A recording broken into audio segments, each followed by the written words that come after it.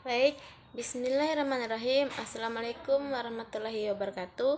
Perkenalkan, nama saya Yuni Kartika, NIM 1181851, semester 6, jurusan PGSD. Tujuan saya membuat video ini untuk memenuhi tugas UAS mata kuliah kepramukaan.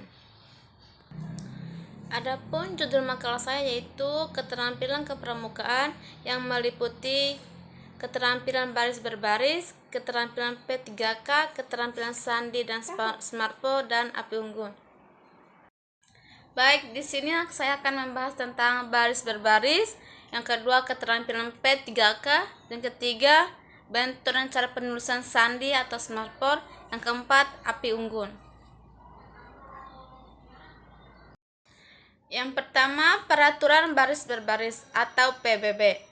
Baris berbaris adalah suatu wujud latihan fisik, diperlukan guna menanamkan kebiasaan dalam tata cara hidup angkatan bersenjata atau masyarakat yang diarahkan kepada terbentuknya suatu perwatakan tertentu. Adapun maksud dan tujuan, yang pertama, guna menumbuhkan sikap jasmani yang tegap dan tangkas, rasa persatuan, disiplin, sehingga dengan demikian senantiasa dapat mengutamakan kepentingan tugas di atas kepentingan individu, dan secara tidak langsung juga menanamkan rasa tanggung jawab. Yang kedua, yang dimaksudkan dengan menumbuhkan sikap jasmani yang tegap dan tangkas adalah mengarahkan pertumbuhan yang diperlukan dalam menjalankan tugas pokok tersebut dengan sempurna. Baik, yang pertama saya akan membahas tentang peraturan baris berbaris atau PBB. Baris berbaris adalah suatu wujud latihan fisik, diperlukan guna menanamkan kebiasaan dalam tata cara hidup angkatan bersenjata atau masyarakat yang diarahkan kepada terbentuknya suatu perwatakan tertentu. Adapun maksud dan tujuan, yang pertama, guna menumbuhkan sikap jasmani yang tegap dan tangkas, rasa persatuan, disiplin, sehingga dengan demikian senantiasa dapat mengutamakan kepentingan tugas di atas kepentingan individu, dan secara tidak langsung juga menanamkan rasa tanggung jawab. Yang kedua, yang dimaksud dengan menumbuhkan sikap jasmani yang tegap dan tangkas adalah mengarahkan pertumbuhan yang diperlukan dalam menjalankan tugas pokok tersebut dengan sempurna. Yang ketiga, yang dimaksud dengan persatuan adalah rasa senasib dan sepenanggungan serta ikatan batin yang sangat diperlukan dalam menjalankan tugas. Yang keempat, yang dimaksud dengan disiplin adalah mengutamakan kepentingan tugas di atas individu yang hakikatnya tidak lain daripada ikhlas menyisihkan kepilihan hati sendiri.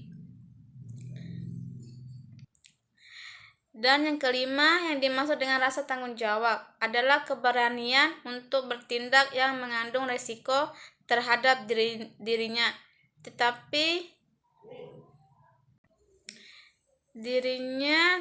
menguntungkan tugas, atau sebaliknya tidak mudah melakukan tindakan yang akan dapat merugikan kesatuan. Selanjutnya, yang kedua, keterampilan P3K, pertolongan pertama pada kecelakaan atau P3K. Pertolongan pertama pada kecelakaan adalah upaya pertolongan dan perawatan sementara terhadap korban kecelakaan sebelum mendapat pertolongan yang lebih sempurna dari dokter atau paramedik. Ini berarti pertolongan tersebut bukan sebagai pengobatan atau penanganan yang sempurna, tetapi hanyalah berupa pertolongan sementara yang dilakukan oleh petugas P3K. Pelaksanaan P3K. Sebelum melaksanakan tindakan P3K, maka perlu dilakukan tahapan awal sebelum P3K, yaitu yang pertama, penolong mengamankan diri sendiri.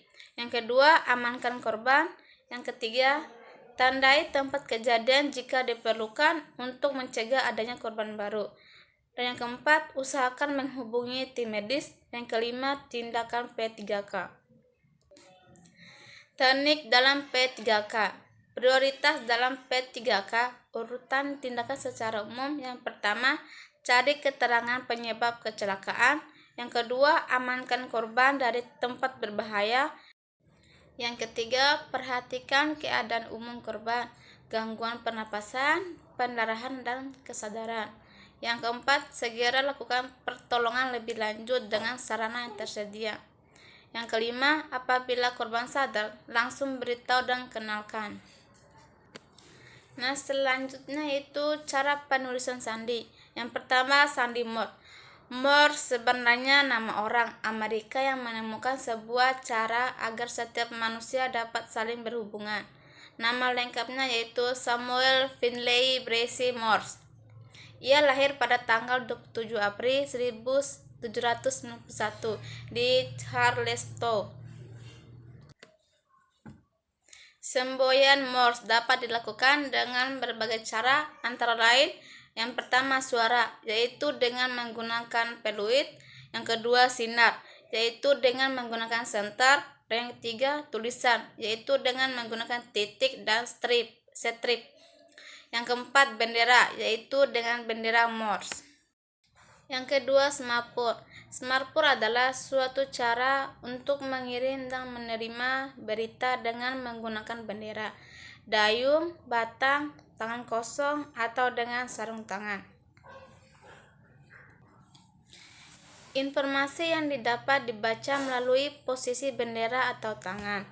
Namun kini yang umumnya digunakan adalah bendera, yang dinamakan bendera semaphore. Dan selanjutnya itu yang keempat, keterampilan api unggun. Api unggun adalah api di luar ruang yang didapat dari sengaja menyalakan kayu bakar, potongan kayu atau kumpulan dahan, ranting, jemari atau daun-daun kering. Api unggun dinyalakan dengan maksud untuk menjaga diri dari binatang buas, menghangatkan diri, isyarat keadaan bahaya, atau sebagai perapian untuk memasak makanan. Adapun tata cara pelaksanaan api unggun. Yang pertama, tempat diselenggarakannya api unggun adalah di medan terbuka, berupa lapangan yang cukup luas, tanahnya kering dengan permukaan rata.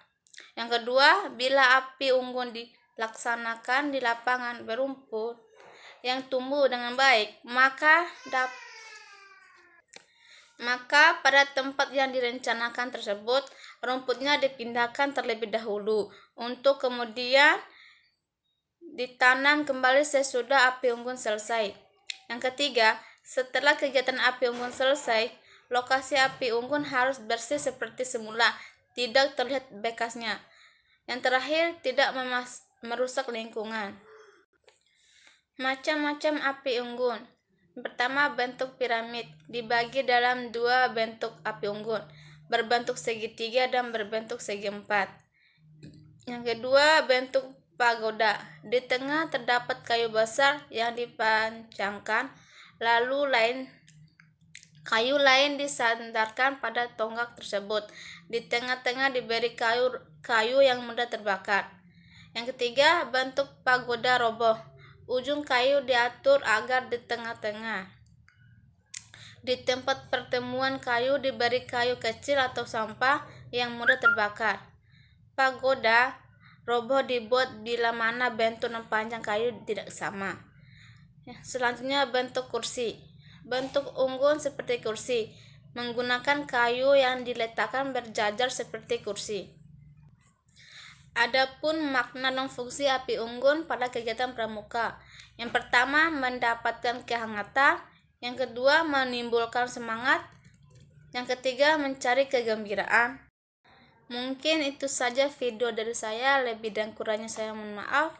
Sekian, wassalamualaikum warahmatullahi wabarakatuh.